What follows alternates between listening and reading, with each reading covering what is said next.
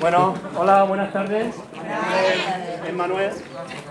Hoy clausuramos la Semana Cultural de las Minas, que nos ha tocado organizar entre el archivo, la biblioteca y las concejalías de barrios y pedanías con Sonia y de cultura con Fabiola. Pues empezamos el lunes con una charla sobre el trabajo infantil a cargo de Cristina Romera. Esta charla tiene mucho que ver con esa, porque va a hablar de otra parte de lo que suponía la vida en las minas, la vida tan dura. Y era que no podían disponer de una casa, porque si empezaban a trabajar a los 10 años, como sabemos que nos contó Cristina, pues también no podían tampoco dedicarse, no tenían presupuesto para hacerse una casa en condiciones, y muchos buscaban cualquier roca y excavaban sus casas aquí. De eso nos vas a hablar, Bea. Y también, bueno, el martes inauguramos la exposición de Pedro. Muchas veces somos nosotros mismos los mejores embajadores de nuestro pueblo. Con un simple móvil podemos hacer mucho más pues nos logramos llegar a más gente gastando dinero en campañas, ¿no? En campañas de turismo, de promoción. También está bien, pero muchas veces vemos como con un simple móvil y desde un pueblo como este podemos llegar a mucha gente. Tuvo mucha aceptación esta exposición.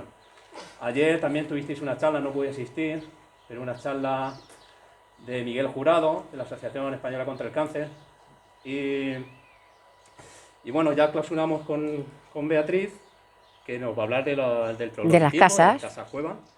Y os dejo con ella, es nuestra archivera municipal y colabora en todo lo que le proponemos. Pues es la primera en colaborar, es una compañera y amiga. Y os dejo con ella, Beatriz Esteban. Muchas gracias. Hola, a ver si me escucháis bien así. ¿Se oye bien? Vale. Pues nada, buenas tardes a todos. Ya os ha dicho Manuel que soy Beatriz, la archivera municipal de Llín. Y bueno, yo quisiera que no sea solo una charla mía todo el rato, que si en algún momento alguien quiere decir algo, me quiere hacer alguna pregunta o lo que sea, pues sin ningún problema, ¿vale? Estamos prácticamente entre amigos, muchos son compañeros, muchos son conocidos, y no os conozco tanto a la gente de las minas, pero aquí hemos pasado, Gerardo Cosa, que está aquí, que es arquitecto técnico, y yo, pues pasamos 2 meses viniendo todos los días a las minas a hacer un trabajo que os voy a contar. Bueno, pues me tengo que poner las gafas, esto es lo primero. Vamos a ver. Nuestra historia comienza como un cuento, porque hace muchos, muchos años que el ser humano explota el azufre aquí en estas tierras. Hemos estado el sábado pasado en el yacimiento de los Almadenes, que lo tenéis aquí al ladito, y nos dijeron los arqueólogos que es un yacimiento del siglo VI a.C. y desde entonces ya se explotaba. Y nos dijeron también que el azufre de las minas ha llegado hasta Bagdad. Cuando oigáis en la televisión cosas, Irak, bueno, pues hasta Bagdad llegó el azufre de las minas, para que os hagáis una idea de la importancia que ha tenido en el tiempo, desde el siglo VI y en el espacio, ¿vale? Y también hace muchos, muchos años que el hombre ha utilizado en nuestra zona las cuevas, bien con carácter religioso o como vivienda o como abrigo. Vamos a ver quién me sabe decir una cueva que haya por aquí que haya sido utilizada. Yo viví en una cueva. Muy bien. Pero me refiero de las históricas, no de las que se han utilizado ahora como casa, sino de, claro, la camareta, oigo por aquí, de las anteriores, de las que ya eran hechas en la roca. Y en Minateda, en el tolmo de Minateda, en el abrigo grande de Minateda, también ha ocupado desde hace miles de años el ser humano las cuevas para vivir. Entonces, la diferencia es que aquellas cuevas, digamos, que son naturales, son abrigos naturales, y las que tenemos en las minas son cavadas por el hombre para su vivienda, ¿vale? Eso es una diferencia.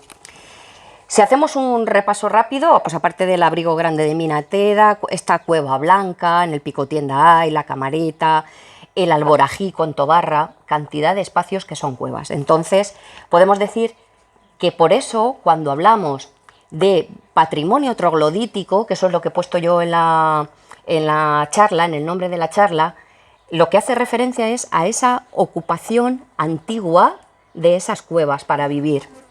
Porque la palabra troglodita viene del latín y a su vez del griego, que significa trogle, significa agujero, y ditis, que viene de dino, significa habitar, es decir, es habitar en un agujero. Eso significa trogloditismo, ¿vale?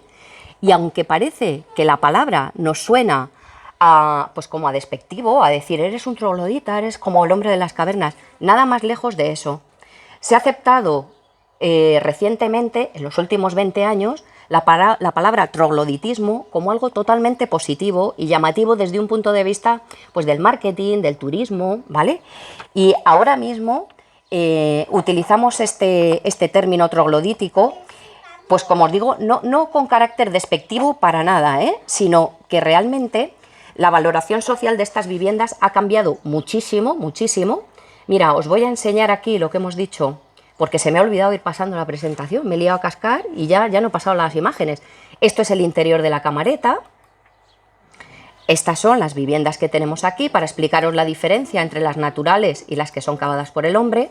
Y esto, como os decía, es lo que está pasando últimamente con las casas cueva, que se han revalorizado muchísimo y que se ven como un ejemplo ideal de vivienda bioclimática, porque están a 19 graditos en el interior todo el año. Y además como un reflejo de armonía y de equilibrio con el medio ambiente. Hay ahora mismo cantidad de ejemplos en Granada, en Guadix, bueno, ahora os lo digo, no solo en las minas, sino en muchos lugares se han ido abandonando las casas. Y muchas, como sucede aquí, están a punto de desaparecer. Pero para intentar evitar esto, para intentar que desaparezcan y para difundir y revalorizar este modelo de vida, pues unos cuantos grupos de acción local, lo que nosotros conocemos como el PRODER, ¿vale? Pues esos grupos de acción local de toda España se reunieron en el año 2009, estaban, me parece que lo tengo por aquí, no sé si se puede ver, las comarcas de Baza y de Huescar, de Granada, de Guadix, de la Beja, bueno, de las Alpujarras. Nosotros estamos aquí Campos de Llín, porque se incluyó también Fuente Álamo, Ontur, ¿vale? Esa cueva que hemos visto antes es de Fuente Álamo, ¿vale? Entonces, todos estos grupos de acción local se reunieron con un proyecto que se llamó Trogloditismo Vivo, ¿vale? Para darle vida a estas casas. Y para impulsar el desarrollo socioeconómico del hábitat en cuevas, precisamente. Y también pues, para fomentar su uso como recurso turístico, ¿vale? Ya se ha terminado el periodo en el que ha sido la vivienda habitual de mucha gente, pero ahora se está utilizando como un importante recurso turístico. Bueno, pues dentro de aquel proyecto de trogloditismo vivo en el año 2009 se incluyeron las viviendas de las minas. Y aquí participaron, pues desde este grupo de acción local se contrató una empresa que se llama Larga Data, y Larga Data contrató a este señor que está aquí, que es arquitecto técnico, y yo vine con él, yo fui su pinche, él me iba diciendo lo que tenía que hacer, y entonces fuimos tomando datos de muchas cuevas de los dos grupos principales, el de la Esperanza y el de la Estación, ¿vale? También tengo que deciros que en este proyecto participaron haciendo fotografías y vídeos los chicos de Cine Proal, que está Juan Carlos por aquí, ¿vale? Y las primeras fotos que habéis visto de la camareta y eso son suyas, ¿vale? Son del proyecto, de lo que ellos entregaron también el trabajo al grupo de acción local. Vale, pues entonces, ¿cómo realizamos el trabajo? Este es lo que os digo que se llamó el proyecto Trogloditismo Vivo, ¿vale? ¿Cómo se realizó y esta es una foto aérea de Campillo, que hace unas fotos extraordinarias. Aquí se ve fenomenal, ¿veis el puntero en la televisión? Poquito, ¿no? Bueno, pero veis que el pueblo está aquí claramente, ¿no? Vale. Bueno, pues esta es la carretera que venimos desde Agramón por aquí, ¿vale? Y aquí estaría todo el yacimiento, todo lo que son las minas, y las cuevas están pues más juntas al pueblo, pero a las afueras del pueblo, hacia el puente que cruza el Salmerón, ¿vale? Bueno, pues aquí está, como os digo, Gerardo Cosa. ¿Cómo hacíamos el trabajo? Pues hicimos 40 cuevas, fichas de 40 cuevas, hicimos un inventario, tomamos datos de 15 cuevas en el Barranco de la Esperanza, en la zona noroeste, 22 cuevas en la zona de la estación de minas y 3 en la zona de los Yesares, ¿vale? Y pues para eso íbamos entrando, íbamos tomando medidas una a una, con el metrito, midiendo una estancia, otra estancia, otra estancia, y iba haciendo un croquis, que ese croquis luego lo pasaba en casa y hacía los planos en AutoCAD, y como os digo, para que quedase bien identificada la ficha, ¿vale? Toda esta zona, digamos que había dos calles principales, pero a todas no pudimos entrar porque en algunas ya se habían acolmatado. Entonces, hacíamos fichas de este tipo, ¿vale? Con la localización de los datos con un GPS diciendo, esta casa está aquí, esta casa está situada en este sitio, esta casa, cuál es el entorno medioambiental, cuáles son las características geológicas de la zona, cuál es la tipología de la vivienda, cómo describimos la estancia, ¿vale? Mientras Gerardo iba haciendo los planos y tomando las medidas y las fotos, pues yo iba haciendo una descripción de lo que me encontraba en cada estancia, y así montamos las fichas, ¿vale? Mirad, por ejemplo, qué planos, aquí os hacéis un poco a la idea de todo el barrio de arriba, cómo están las cuevas, y este es el resultado. Esto es para que os hagáis un poco la idea de cómo son por dentro, ¿vale? Normalmente nos vamos a encontrar con dos tipos de vivienda, unas que se hacen en paralelo a la calle, digamos, para aprovechar huecos de puertas y de ventanas que entre más luz, pero no es lo normal. Lo normal es tener una disposición hacia el interior. Bueno, mirar si se tomaron medidas, para hacer estos planos, y a continuación las fotografías con todo el interior. Bueno, pues como os digo, esta... que se ha salido del todo, perdón. Vamos a ver. Bueno, pues como os digo, hicimos 40 fichas de ese tipo y os voy a explicar un poco más detenidamente esa parte que os decía. Geológicamente, ¿cómo es la zona? Pues riquísima, o sea, desde el Mioceno, bueno, los geólogos distinguen tres estratos principales, ¿vale? El estrato de los limos, que tenemos el río Segura, es una zona también volcánica, porque esto es un volcán, el volcán del Salmerón, el río, y esto ha condicionado históricamente la zona. Entonces, estas montañas son sedimentarias, están compuestas por capas de sedimentos, de margas y de calizas, y tienen, no me voy a detener muchísimo, solo deciros que son del Mioceno, y el Mioceno es pues un periodo entre 23 y 5 millones de años, ¿vale? Entonces se han formado en ese periodo de tiempo, y lo que yo destacaría son dos cosas principales. Uno, que alterna la parte de roca dura con otra más blanda, y por eso se podía cavar, porque la parte más blanda salía con facilidad. Y otro, que tienen una cosa, que no sé si lo habréis oído alguna vez, si lo podéis ver aquí, que está incrustado, que es una cosa que se llama el ópalo menilita, ópalo menilito, que es esta roca de aquí. Pues esto es una cosa muy característica y única de esta zona, que esto merecería una protección y una charla para el próximo año, que venga un geólogo y os lo explique bien. Pero yo os puedo decir que esto tiene un origen que son como algas fosilizadas, ¿vale? Como algas de los sedimentos del río que se han fosilizado y se han formado este tipo de ópalo. Y también tenemos otra cosa característica de aquí, que son la diatomita. La diatomita es una roca silícica sedimentaria, esas capas que vais a ver en el interior de las cuevas, que son sedimentos unos encima de otros, pues esa roca, esa arena sedimentaria, la diatomita, se utiliza ahora en las bebidas. Cuando veis una botella de vino o una cerveza que la veis así muy clarita, pues la han pasado por diatomita, para que veáis lo curioso y las aplicaciones que tienen todas las cosas. Bueno, pues el caso es que desde el punto de vista, veis aquí las capas y lo que os decía, por la facilidad que tienen de excavarse.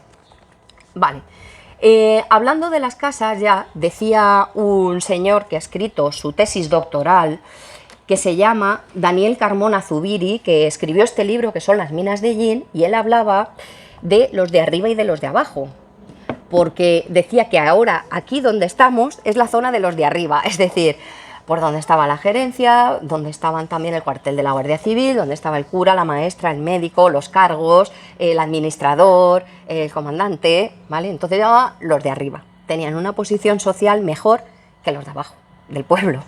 Abajo vivía la gente más modesta, vivían los mineros, vivían los braceros, vivían los jornaleros. Por eso él distingue de los de arriba a los de abajo. Y aparte de los de arriba y los de abajo, luego estaban los de las cuevas, ¿vale? Porque en principio los que venían a las cuevas comenzaron siendo transeúntes, es decir, os estoy hablando del siglo XIX, ¿vale? En el siglo XIX aquí no había apenas población, no había población fija. Entonces los que venían a la explotación a las minas en un trabajo que se paraba en el mes de junio, porque luego ya empezaban con los mosquitos, con las faenas agrícolas, y se paraba la producción de la mina de junio otra vez hasta pues prácticamente noviembre. Entonces esa gente que era transeúnte y que venía de lejos necesitaba un sitio donde meterse, y la empresa le decía, sí, aquí te damos sitio, pero toma el pico y te lo cavas tú. Entonces, pues podían tardar como un año en construirse la casa y empezaban con un espacio pequeñito y luego ya poco a poco, una vez que ya estaban dentro, ya iban sacando habitaciones. Y no os digo ya nada si ya se casaban y tenían hijos, ya entonces empezaban a abrir para todos los lados. Por ejemplo, este señor que se llama José Colmenero, que es el que ha tenido el bar, pues este decía, le hicieron una entrevista en el 2003, que es en una revista que se llama La Portalí, y le preguntan, ¿y la gente vivía en cuevas? Y dice, sí, venía gente de fuera, y si no había casas, se tenían que hacer una cueva. A lo mejor hay 100 viviendas cavadas en el terreno. Se las hacían con 2 o 3 habitaciones, y allí vivían familias enteras. Se las hacían ellos mismos. Y como el material no era muy duro, no era piedra viva, se ponían y iban sacando habitaciones a su antojo. Tardaban en hacerse una casa un año más o menos. Empezaban y seguían hasta que tenían un hueco para meterse y luego seguían haciéndose más habitaciones, ¿vale? Él cuenta que tuvo un accidente cuando era muy joven, tenía 20 y tantos años, y a partir de ahí pues cambió de ser minero a tener el bar. Bueno, entonces esta entrevista nos dan idea la gente, un poco lo que os he contado, ¿no? De estas viviendas que al principio eran para transeúntes. Entonces ahora, para que veáis lo que os decía de la situación y de la orientación, os voy a pasar un poquito rápidamente los planos que hizo Gerardo para que veáis solo el dibujo, para que apreciéis por el dibujo cómo son las estancias, ¿vale? Luego os voy a enseñar las fotos de dentro. Estas son, como os decía, un acceso principal, una estancia principal, luego abren otra, si pueden unas ventanitas al exterior para que entre la sombra, u otra tercera. Pues muchas veces le añaden, como en esta otra, lo estáis viendo aquí, que es mucho más complicada ya y mucho más grande, ¿eh? Y tiene delante pues estos anexos que probablemente fueran para los animales, los corrales, ¿vale? Algunas son más sencillitas y las hacen de forma más rudimentaria, y otras son muy cuadradas, muy bien hechas, muy uniformes, ¿vale? Esta sería la tipología más común, es como esta de aquí. Entras a una estancia principal, pasas a otra y hacia adentro, ¿vale? En perpendicular a la fachada, porque claro, si hubieran cogido desde el principio para hacerse casas paralelas a la fachada, pues no hubieran cabido todas las que hay, así es que hay muchísimas, pero hacia adentro. Pues como podéis ver, todas estas son del Grupo de la Esperanza y luego pues otro montón, ¿vale? Estas otras son las del grupo del barrio de la Estación, que es también un barrio muy grande. Aquí encontramos más casas para entrar que aquí, que en este lado de aquí, ¿vale? Y lo mismo, algunas que tienen sus estancias de la estancia principal, reparte a otras estancias, no penséis en pasillos ni en, ¿vale? Normalmente, como podéis ver aquí, las viviendas tenían pues esto, alrededor de 25, 30, 35 metros cuadrados. Pero nos encontramos con una en la zona de las Yeseras, que eso era un palacio, 125 metros de casa, en cuevas excavadas que tenía 10 habitaciones, impresionante, pero esa desgraciadamente en estos años, desde que lo hicimos, desde el 2009 hasta hoy, se ha hundido, ya no existe. Y aquella casa era para perderte dentro, vamos, tremenda. ¿Vale? Pero lo normal no, lo normal es una estancia y 2 o 3 añadidas, ¿vale? Incluso esta, mirad qué sencillita, una única estancia principal con una habitación al interior, ¿vale? Esta es la que os digo, pensaba que no la había puesto, pues sí. Fijaros esta, si es complicada esta vivienda, desde el recibidor, tenía cocina, tenía despensa, tenía dormitorios, tenía... vamos, no le faltaba detalle a esta casa, no le faltaba detalle. 125 metros cuadrados, pero la media que hemos hecho, las viviendas tienen alrededor de 35, 35, unas más pequeñitas, ¿vale? Bueno, pues entonces nos vamos acercando a la casa y vamos a ir viendo la distribución interior, cómo es ese espacio. Veréis en las fotos que hay este jalón, ¿vale? El jalón, que es una exigencia para hacer las fichas de inventario, para dar una idea de la medida que tienen las cosas. Cada tramito que veis blanco y rojo son 10 centímetros, ¿vale? Pues un poquito, si alguien quiere saber la medida de la puerta esta, pues cuenta cada tramo 10 centímetros y se hace una idea. Pero acordaros lo que contó Cristina el lunes. De por sí los españoles somos de talla baja, pero aparte los mineros eran más bajos todavía. Tener en cuenta que si, como ha dicho Manuel, hay algunos datos de algunos que empezaron con 10 años y con 14 años a trabajar, pues la carga, el peso, el empujar, el vagón, el esfuerzo, la mala alimentación y muchas cosas hacía que no crecieran más. Pues las puertas son muy pequeñitas, tampoco necesitaban abrir. Sabéis que utilizaban a los niños, como dijo el otro día, porque así no tenían que abrir galerías muy altas, que con 1,5 metros ya les estaba sobrando. Entonces, en esta estancia principal, perdón, vamos a ver siempre una cosa muy característica, que es la chimenea. La chimenea es fundamental. A ver, esta señora que nos diga por qué es fundamental la chimenea.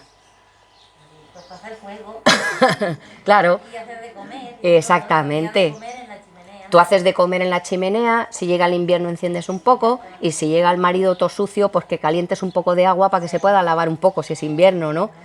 En un barreño, porque si es verano, pues ya podrían bajar al río a lavarse, pero en el invierno, pues fundamental va a tener la comida que se hacía aquí. Hay algunos hornos en el exterior, pero son muy poquitos, y yo supongo que los compartían los hornos entre varios vecinos.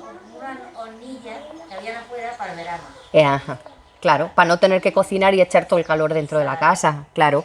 Pues la chimenea nunca falta. Hay chimenea en todas las casas.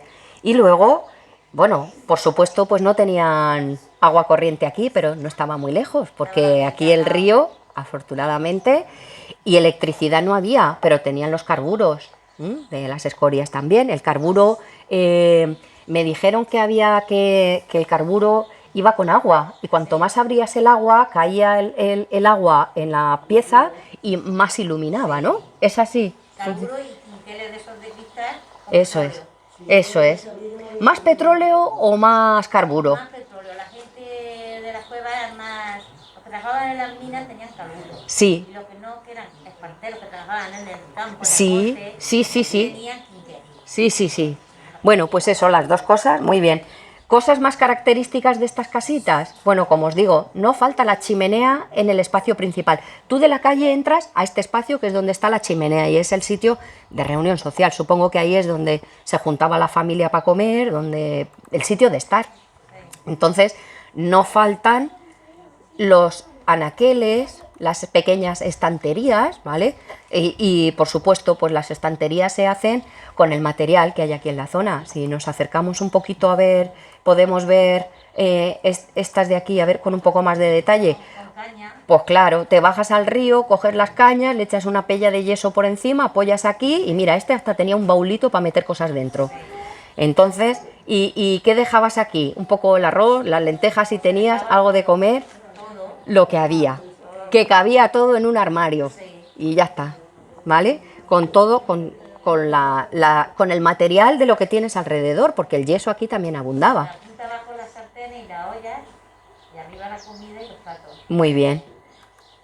Y en algunos sitios había incluso armarios en las habitaciones, ya las más sofisticadas, estas las que se usaron hasta más tiempo, ¿vale? Pero no era lo normal, la habitación era solo las paredes y ya está.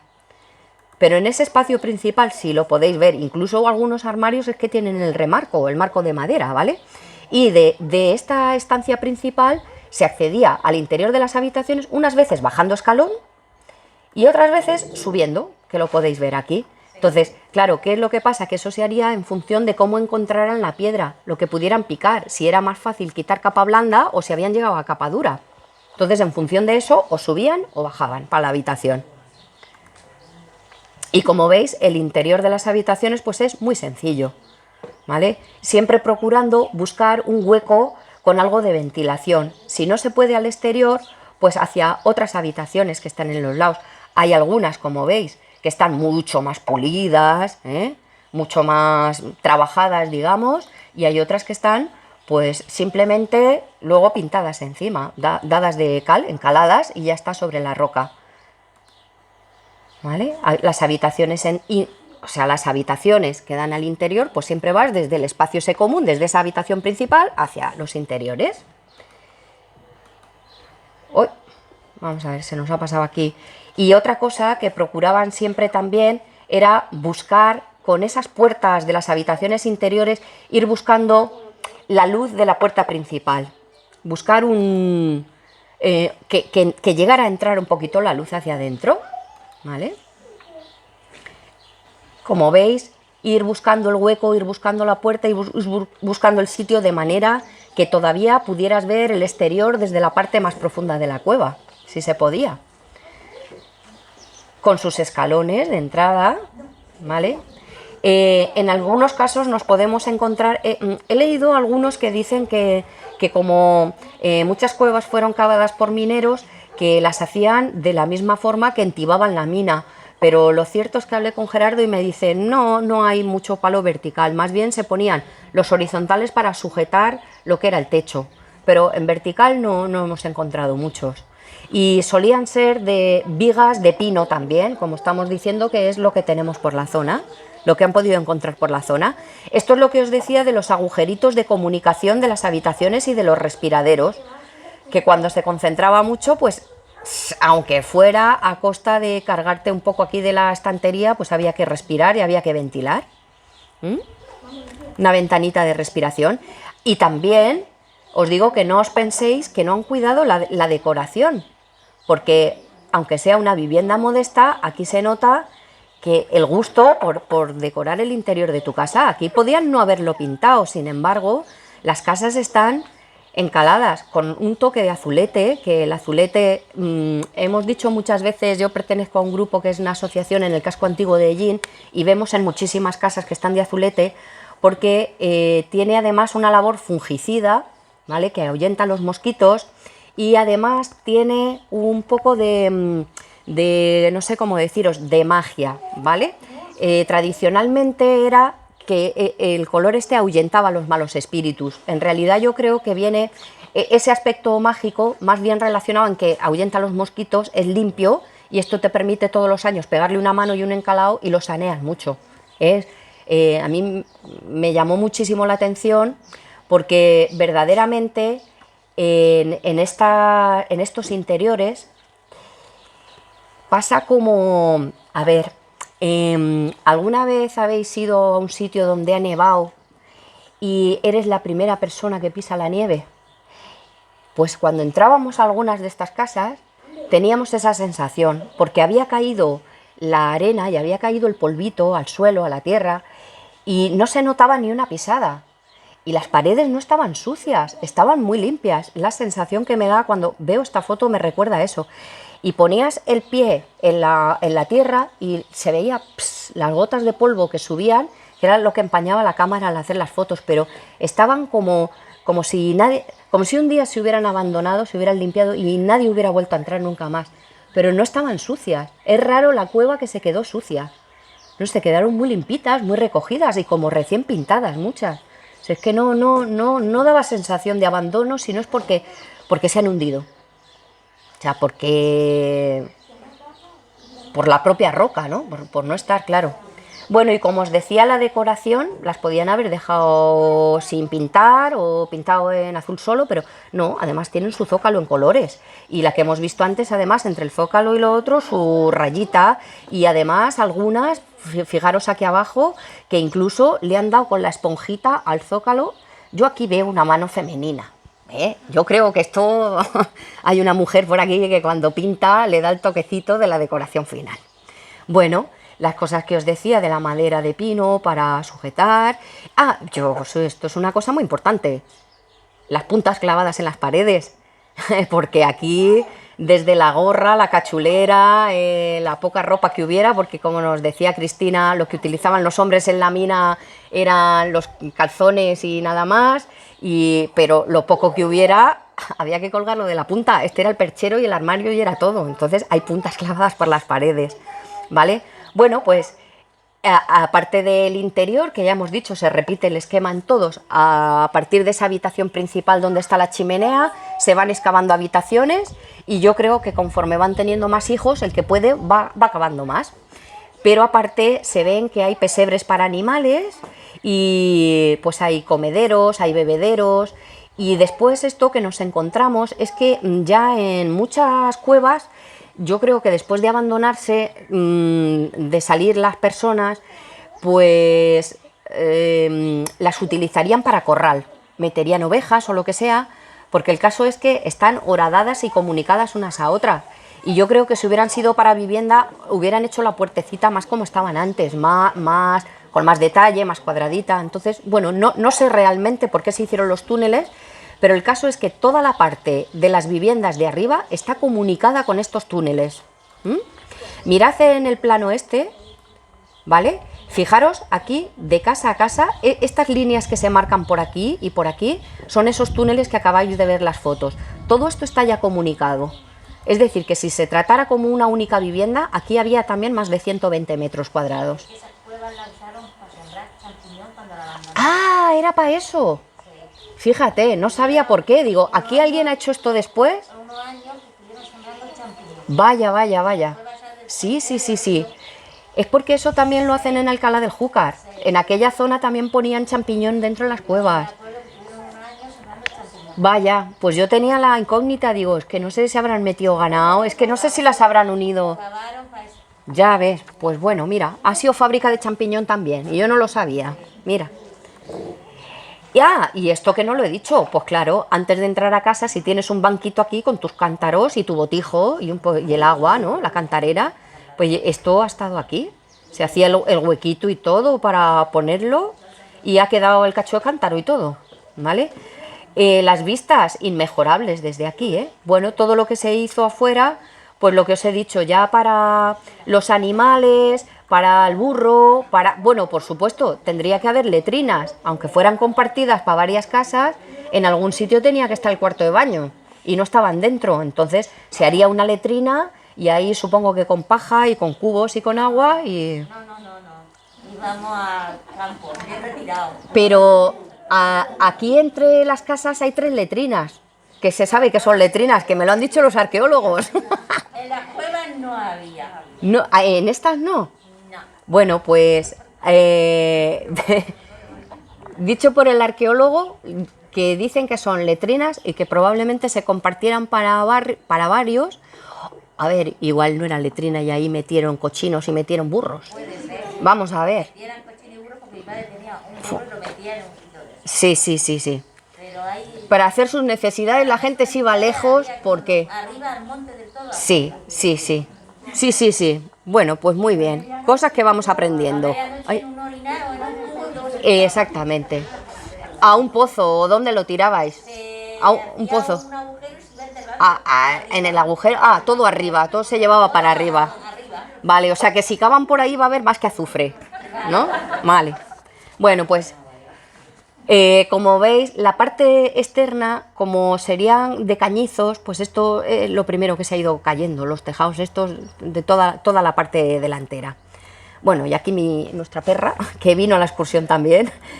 Bien, os cuento una cosa. Entonces, ya hemos visto un poco cómo os hacéis a la idea según los planos de la estructura, os hacéis una idea por las fotos cómo es el interior y vamos a ver cuántas podía haber, cuántas cuevas podía haber. Yo he oído que alrededor de 100. Os cuento este señor. En el barrio de la Esperanza había por delante Sí, muchas cuevas, mucha gente y por detrás el barrio Triana. sí, Triana. Triana había otro bastante, pero si había más de 100 y más de 100 de un lado y otro. Bueno, pues eso es lo que os quiero decir. Aquí os he traído un señor que es muy peculiar. A vosotros igual no os suena. Se llama Horacio Ventabol, ¿vale? Horacio Ventabol fue un ingeniero que vino aquí a la mina en 1917, o sea, hace 100 años, ¿vale? Y este señor era particular porque decía lo que pensaba como le salía. Y era un señor muy polémico. Os he traído esto porque, aunque solo sea sonaros, os sonará Einstein y la teoría de la relatividad. Y Einstein está considerado pues un genio, ¿no? Bueno, pues este señor, Horacio Ventabol, que es el que vino por aquí por las minas, este se atrevió a contradecir la teoría de la relatividad de Einstein y dio unas charlas en Madrid, en el Ateneo de Madrid, diciendo que Einstein no llevaba razón en todo. Que podía llevar razón en alguna cosa, pero en todo no. Bueno, pues entonces, cuando vino aquí a las minas, él era ingeniero de minas, bueno, y inventor, que inventó cada cosa este señor, increíble. Estuvo trabajando en la oficina de patentes, esto da para otra charla. Este señor Horacio, si algún día queréis ponerle en el pueblo un nombre de calle o de plaza a algún sitio,